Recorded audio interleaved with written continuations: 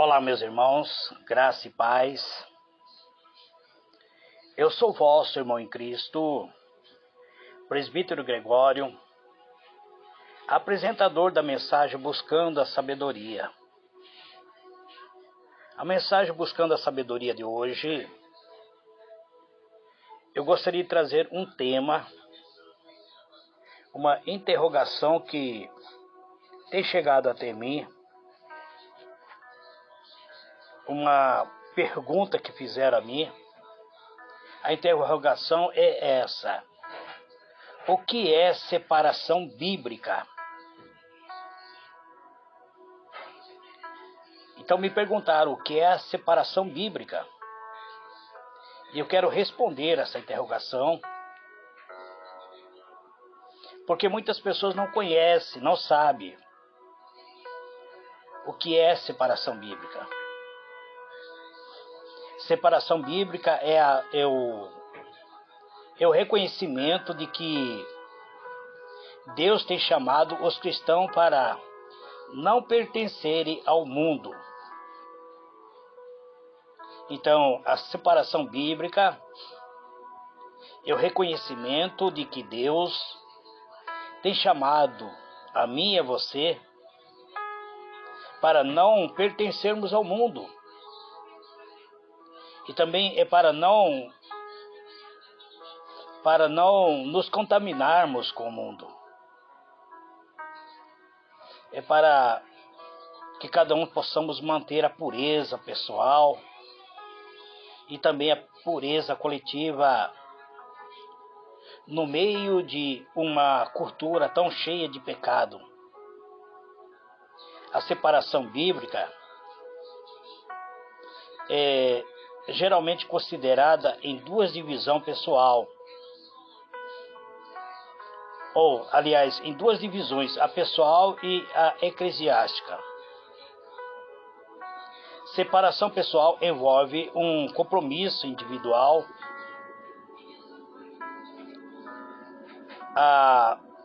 um padrão de comportamento que agrade ou que agrada a Deus.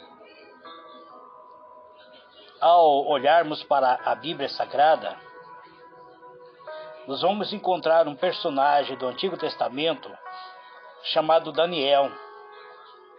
Daniel, ele estava num país estrangeiro. Ele praticou o separatismo pessoal. Quando Daniel propôs no seu coração não se contaminar com a porção ou das iguarias do rei, nem com o vinho que ele bebia. Isso está registrado no livro de Daniel, capítulo 1, versículo 8. Então o que Daniel praticou foi um separatismo bíblico, porque o seu padrão de vida era baseado na revelação de Deus, na lei mosaica. Então Daniel entendia através da lei mosaica que se ele comesse das iguarias do rei, ele estaria se contaminando. Então ele preferiu manter o separatismo, mesmo que arriscando sua própria vida. Agora, existe um exemplo moderno de separação pessoal. Essa separação poderia ser a decisão de rejeitar convites à festa onde o álcool predomina. Vai muitas vezes numa festa, amados, que as pessoas se embriagam. E nesse mundo que vivemos, nós somos totalmente, todo instante tentados. Tal decisão pode ser feita para evitar a tentação. Livro de Romanos, capítulo 13, verso 14, tem uma passagem que nos mostra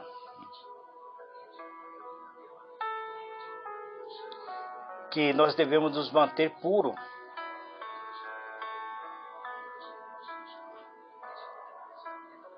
Então,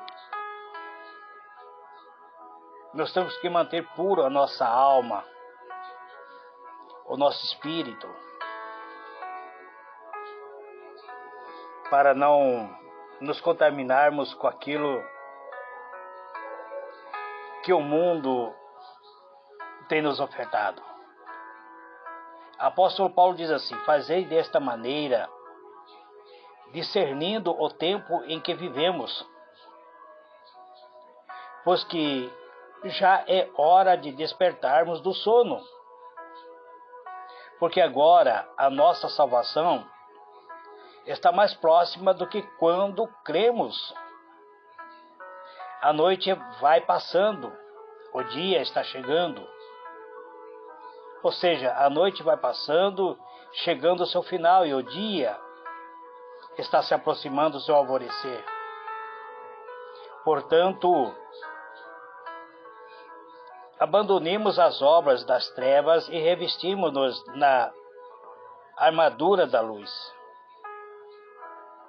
Vivamos de um modo decente, como em plena luz do dia, não em orgia e bebedeira, não em imoralidade sexual,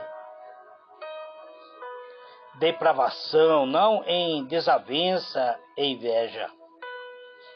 Ao contrário, revesti-vos do Senhor Jesus Cristo e não fiqueis idealizando como satisfazer os desejos da carne. Livro de Romanos, capítulo 13, o versículo 11 até o versículo 14. Então aqui nós vemos um alerta do apóstolo Paulo sobre a separação, de que nós devemos nos separar do mundo. Não devemos abrir exceção, amados. Então nós temos que evitar toda forma do mal, ou simplesmente para ser consistente com a convicção pessoal. Livro de 1 Tessalonicenses, capítulo 5, verso 21 e 22 diz assim: mas examinai todas as evidências, retende o que é bom, afastai-vos de toda forma do mal. Então aqui está dizendo o quê? Que nós devemos nos afastar de toda forma do mal. E sabemos que o mal está no mundo. O mundo e a sua concupiscência corre atrás dos prazeres carnais. Então nós temos que rejeitar toda a prática do mal. Nós devemos considerar o dia mais sagrado do que o outro. Então, cada um devemos estar absolutamente convicto na nossa própria mente daquilo que fazemos, para vivermos uma vida abundante, amados, para sermos vencedor, para que a graça toque continuamente a nossa alma.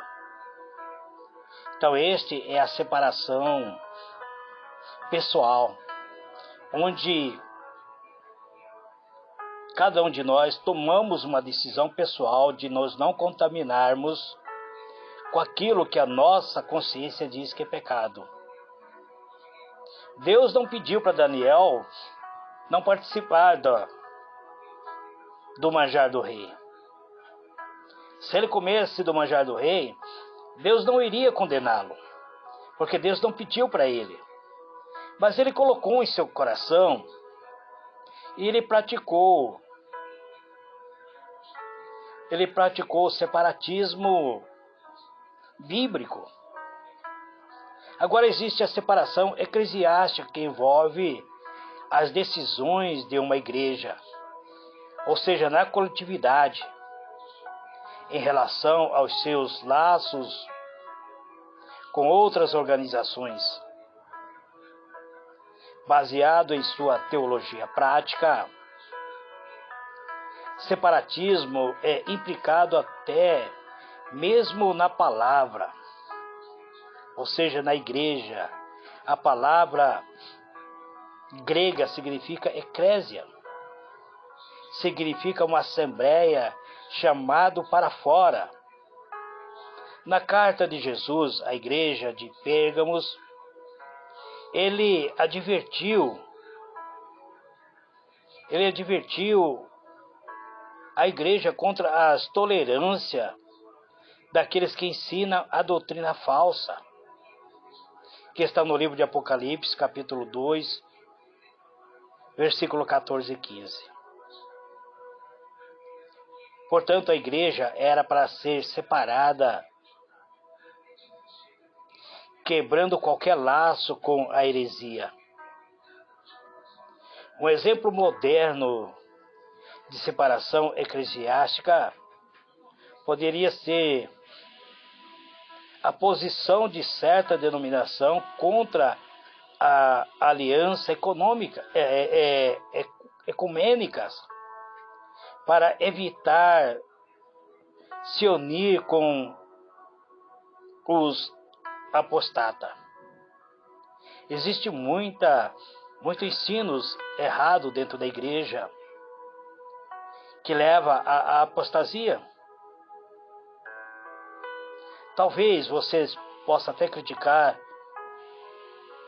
a maneira como eu digo, amados, mas uma das doutrinas que tem causado grande destruição dentro da igreja é a doutrina da prosperidade, onde você tem que dar para receber 100 vezes mais. Se você é pobre, você não é cristão. Aonde está isso na Bíblia? Só existe uma passagem onde Pedro interroga Jesus e diz: Senhor, e nós que deixamos pai, mãe, filhos, para seguir o Senhor, qual será o nosso pagamento? Mas antes disso, Jesus disse que aquele que não deixar pai, mãe, filhos, não é digno para fazer parte do seu reino. Aí Pedro interroga: Senhor, mas nós deixamos tudo isso, e qual será o nosso pagamento? O Senhor Jesus disse para ele: se nesta vida ainda vocês terão 100 vezes mais, e lá no porvir vocês terão a vida eterna. Mas isso não defende a doutrina da prosperidade. Porque a doutrina de Cristo é: arrependei-vos dos vossos pecados e serei servo do Deus Altíssimo. Convertei-vos do mau caminho e serei chamado povo de Deus. Entrai pela porta estreita, porque larga é a porta e espaçoso o caminho que conduz para a perdição. Então, a doutrina da prosperidade para mim tem sido, eu, presbítero Gregório, digo claramente para mim, essa é uma doutrina herética. Então nós, como cristãos, temos que nos separar. Temos que parar de pregar esse tipo de doutrina. Temos que mostrar que no mundo nós teremos aflição. Temos que mostrar que, por sermos servos de Jesus, seremos odiados, seremos caluniados. Então, um exemplo moderno de separação eclesiástica poderia ser a posição de certa denominação contra a aliança ecumênica, para evitar unir-se aos a apostasia. O espírito da apostasia está dentro das igrejas, amados. Nesses últimos dias nós temos visto falsos mestres, falsos profetas, falsos milagres. O falso profeta, a falsa doutrina, amados, está aí para desviar o cristão. E as igrejas têm aberto as portas para esses ministros de engano, que têm chegado na igreja distribuindo dons. Falar em línguas estranhas não vai te levar para os céus. Então nós temos que ter cuidados, irmãos. Temos que estar separados. É isso que chama separação bíblica. A separação bíblica não exige que os cristãos não tenham nenhum tipo de contato com o incrédulo. Ele não exige, não. Senão, nós teríamos que sair deste mundo. Nós temos que agir como Jesus agia. Devemos nos aproximar dos pecadores, mas sem participar dos seus pecados. O apóstolo Paulo expressa sua posição. É uma posição equilibrada sobre o separatismo. Já em sua carta, ele diz assim: vós escrevi que não vos associei com os impuros, mas não completamente, diz ele. Veja bem, ele diz que não devemos nos associar com o impuro. Aí ele coloca entre parênteses dizendo: não completamente, pois deste caso tereis que sair do mundo. Então, enquanto nós estivermos no mundo, amado, nós iremos conviver com pessoas impuras, com pessoas incrédulas. Nós podemos manter uma separação. Então é isso que o apóstolo Paulo disse em 1 Coríntios, capítulo 5, verso 9. Em outra palavra, estamos neste mundo, mas não pertencemos a ele. Nós somos peregrinos nesta terra. Eu li um livro chamado O Peregrino. É um livro bem antigo. O livro, ele conta a história, inclusive tem até um filme, que ele conta a história de um peregrino que ele fez a separação bíblica. Ele era um cristão fiel e ele viajava pela cidade rumo à terra prometida, ou seja, ele viajava rumo à eternidade. E nessas viagens, ele passou por uma cidade chamada Cidade da Vaidade. Eu recomendo vocês lerem esse livro. Vocês encontrarão esse livro até mesmo para ser vendido no aplicativo do Play Histórico. É um livro que conta a história de um peregrino que viajava e ele passou por uma cidade chamada Cidade da Vaidade, onde nessa cidade havia uma feira chamada Feira da Vaidade. Nessa feira acontecia próximo ao caminho onde o peregrino ia passar. O caminho para a cidade celestial estava bem ao lado do caminho que levava à Cidade da Vaidade.